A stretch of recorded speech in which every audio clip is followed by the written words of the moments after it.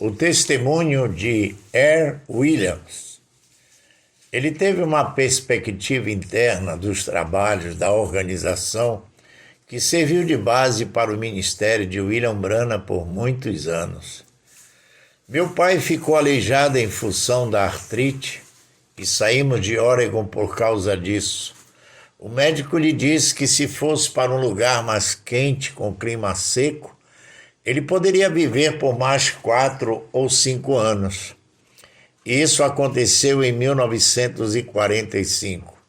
Viemos ao Arizona quando Phoenix tinha uma população de cerca de 60 mil pessoas. Ele saía ao deserto e se deitava sobre a areia do sol.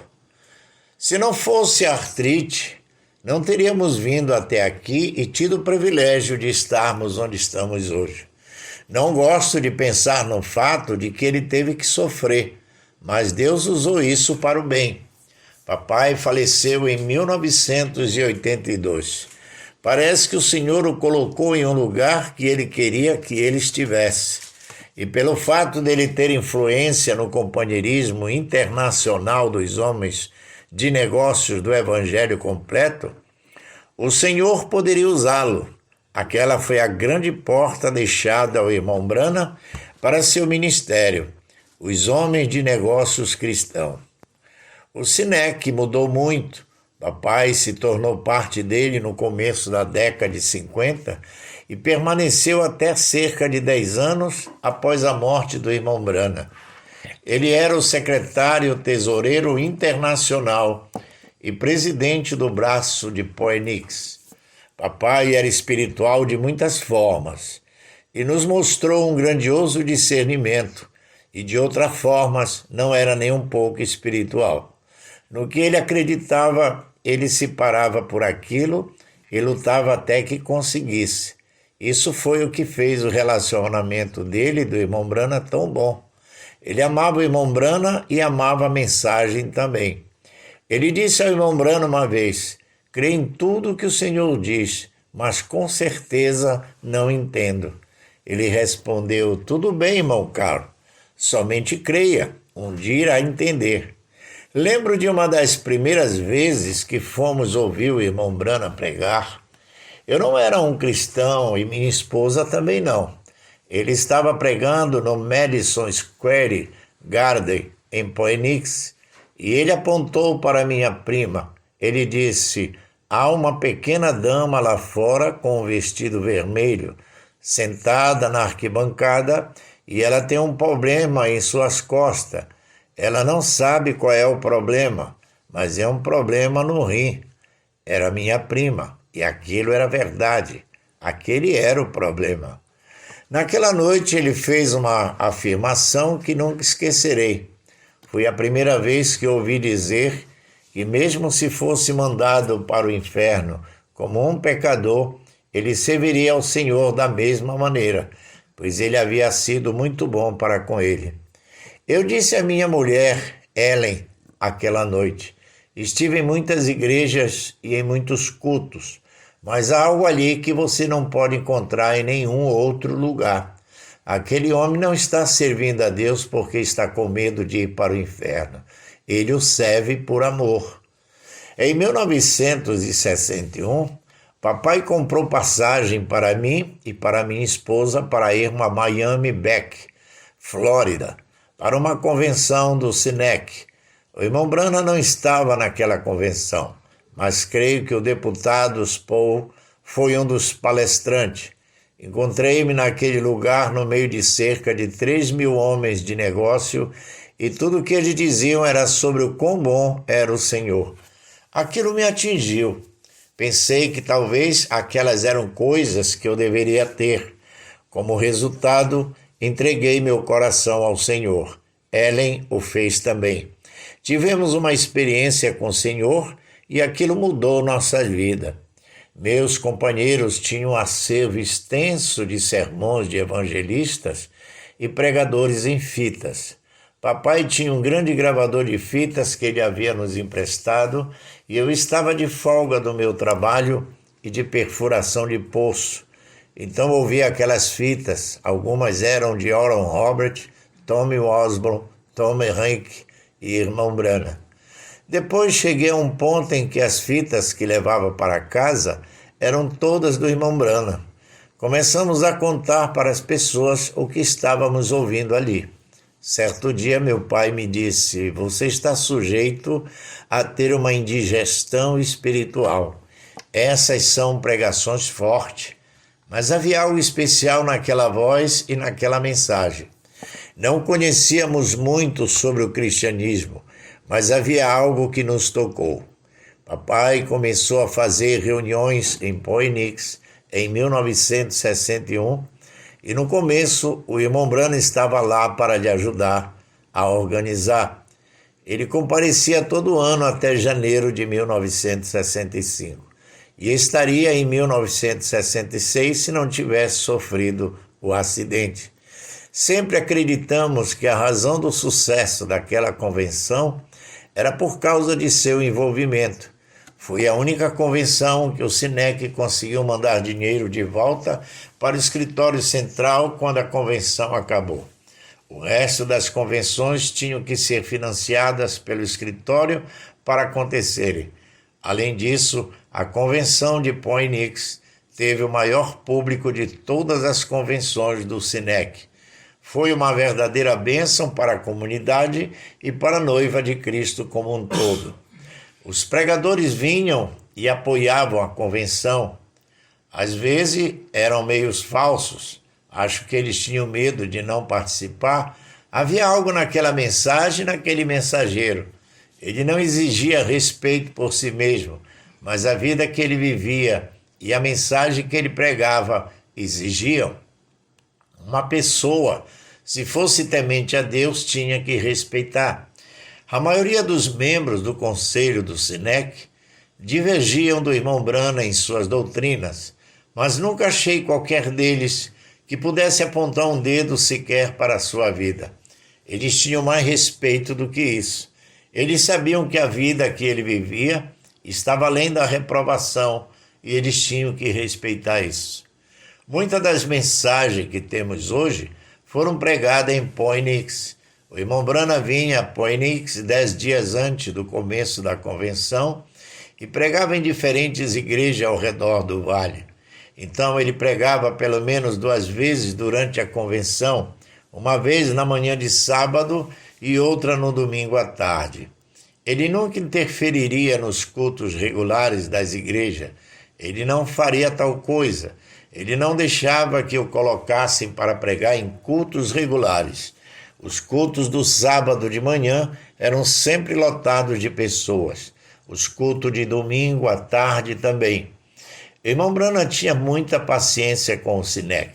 Certa vez, os membros do conselho disseram que teriam que se livrar dele porque ele estava colocando as mulheres para correr. Estavam chateadas com ele pregando sobre seus vestidos e maquiagens. Em uma manhã, ele estava pregando, falando sobre vestido e maquiagem, e havia uma senhora de Lubbock, Texas, e ela levantou no meio do auditório, acenando com as mãos e gritando histérica. Ela saiu pela porta lateral do auditório. O irmão Branham não mudou sua maneira de falar ou algo do tipo. Ele somente curvou sua cabeça e disse: Senhor, a irmã está confusa. Oro para que o Senhor mande seu Espírito Santo nela e a traga de volta. Alguns minutos depois, lá veio ela até o auditório e se sentou tão calma quanto podia. Pensei comigo mesmo, que tipo de autoridade esse homenzinho tem? Foi fenomenal. Numa outra ocasião, os membros do conselho do SINEC se reuniram, o suficiente deles para que pudessem aprovar uma proposta, e propuseram que a mesma convenção não poderia ter o mesmo pregador por 2 anos seguidos.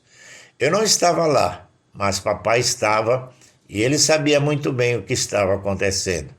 E ele lhes disse: eu sei o que vocês estão tramando. Vocês não querem que William Branham volte à convenção de Phoenix, mas quero que entenda uma coisa: se tirar o irmão Branham da convenção de Phoenix, eu estou fora, não estarei aqui, vocês que assumam. Ele tinha um pouco de influência porque ele era o secretário tesoureiro internacional e os tinha tirado do vermelho. Então eles respeitavam sua opinião. Ele disse: quero fazer uma pergunta para todos vocês. Há alguém aqui que pode me dizer que William Branham não é um profeta? Ninguém disse nada. Ele disse: ok, vou fazer outra pergunta. Há algum outro profeta na terra? Ninguém disse nada. Ele disse: bem, na minha opinião, se todos vocês são supostamente líderes espirituais, entre parênteses, o conselho de diretores, e só há um profeta na terra, acredito que deveriam ouvi-lo no mínimo uma vez por ano. Quando voltaram, eles derrubaram a proposta. Outra coisa interessante é que o irmão Branham estava do outro lado do país quando isso aconteceu. Na vez seguinte em que viu meu pai, ele colocou suas mãos em seu ombro e disse: irmão Carl, eu agradeço a posição que você tomou por mim outro dia na reunião. Ele sabia o que estava acontecendo. Depois que me tornei um cristão, notei que quando eu estava ajudando meu pai nas convenções, sempre havia dois grupos de pessoas que vinham. Havia uma multidão de pessoas que vinham para ver os milagres e amava ver o discernimento e a cura. E havia outro grupo de pessoas que era a minoria esmagadora, mas que você poderia notar a diferença. Elas não estavam lá pela emoção. Estavam lá para ouvir o que ele dizia. Elas prestavam atenção em cada palavra. Eu gostava muito deles e aquilo me encorajava. Eu pensei: há algo diferente aqui, senão essas pessoas não seriam tão sinceras sobre isso. Não me dei conta disso de um dia para o outro, não me atingiu de uma vez. Em uma manhã de sábado, quando o irmão Branham estava pregando no hotel Ramada Inn, minha mãe foi ao hospital psiquiátrico pegar uma amiga dela que estava lá porque tinha um problema nervoso. Ela a levou à reunião e queria que ela recebesse oração. Quando chegou, o auditório estava cheio, mas mamãe sabia de um caminho em torno do hotel Ramada Inn. Havia um corredor estreito em um dos lados do auditório. Então ela pegou duas cadeiras e entrou ali. Era fora do auditório, mas podiam ouvir o que o irmão Branham estava dizendo. Ela pensou que talvez, quando o culto terminasse, a mulher poderia receber uma oração. O irmão Branham terminou sua mensagem e estava chamando as pessoas e discernindo suas enfermidades. Ele apontou para aquela parede e disse: irmão Williams, você está sentada, irmão Williams, você está sentada do outro lado dessa parede com uma senhora que tirou de um hospital psiquiátrico essa manhã e a trouxe aqui para que ela recebesse oração. O Senhor a curou. Mamãe a levou de volta sem nenhuma mudança aparente, mas cerca de um mês depois, ela ficou sabendo que a mulher estava completamente curada. Lembro da noite em que o irmão Branham pregou a escolha de uma noiva, em Los Angeles. Ele havia estado no auditório da embaixada antes da convenção e pregou várias mensagens lá. Então, foi até Baltimore e pregou 2 ou 3 vezes. Então, naquela noite, e você sabe a unção que estava sobre ele naquela noite, para pregar do jeito que ele pregou para aquelas pessoas. Era necessário sugar toda a energia que houvesse nele. Pela fita não dá para perceber, mas bem próximo a ele havia um grande fluxo de pessoas saindo pela porta dos fundos e se cumprimentando enquanto ele estava pregando. Para um homem ficar lá e continuar falando a palavra, entregando aquela mensagem, bem, precisaria ser um homem especial com uma determinação especial. Precisaria ser um vaso especial para fazer aquilo. O irmão Billy veio até mim no auditório durante o culto e me perguntou se eu poderia lhe ajudar a levar seu pai até o carro no final do culto. Fazer aquilo me deixava muito feliz. O irmão Billy Paul o tirou da plataforma e ele o pegou por um braço e eu peguei pelo outro. A cabeça do irmão Branham estava inclinada para trás, como um homem inconsciente. Ele não estava arrastando seus pés, mas era como se estivesse em outra dimensão. Ele se virou para o irmão Billy Paul e disse: Paul, o que eu disse àquelas pessoas, não vim aqui para ser maldoso com elas. O irmão Billy Paul disse: está tudo bem, o senhor não disse nada de mal para elas. O senhor não foi maldoso com elas. O carro estava parado a meio quarteirão. Nós o colocamos no carro e eu fechei a porta. O irmão Billy Paul assumiu o banco do motorista e o irmão Branham abaixou o vidro e disse: irmão Weir, peça a Deus que diga àquelas pessoas que é melhor elas se arrependerem. Quando voltei, o auditório estava cheio de pessoas ajoelhadas. Muitas das pessoas que tinham saído enquanto ele estava pregando. Eles não podiam aguentar uma mensagem tão dura. Em primeiro lugar, o que me chamou a atenção foi o fato de ele estar lá, pois a pregação daquela noite não estava agendada. Ela havia sido programada naquela manhã ou no dia anterior, e ele cumpriu a agenda. Mas quando ele começou, as pessoas começaram a sair da convenção. Então os homens de negócios se ajuntaram e disseram que tinham que fazer algo, senão perderiam a multidão. Eles decidiram que se mantivesse o irmão Branham naquela noite, eles manteriam a multidão ali. Então pediram para que ele pregasse. Ele muito graciosamente aceitou. Foi quando ele pregou a escolha de uma noiva. Aquilo era o que me impressionava tanto no irmão Branham. Ele era muito humilde e em tudo que fazia e nunca se forçava para ser assim. Certa vez lhe perguntei: irmão Branham, sobre esses fósseis e coisas que eles acham nas rochas, já houve pessoas pentecostais que me disseram que são coisas que o diabo coloca lá para enganar as pessoas. Ele disse: sim, sei que dizem coisas assim, mas elas são formas de vidas e estiveram aqui, só não sabemos quando. As escrituras dizem que Deus fez os céus e a terra. Depois houve um período após aquele versículo de Gênesis e não sabemos o que aconteceu entre aquele tempo e a história começar a ser registrada. Então eles estiveram aqui. Gostei muito de ouvir aquilo porque eu havia estudado geologia e sabia que os geólogos tinham muito mais perguntas do que respostas em certos assuntos. Mas creio que foi mais do que uma mensagem que foi pregada.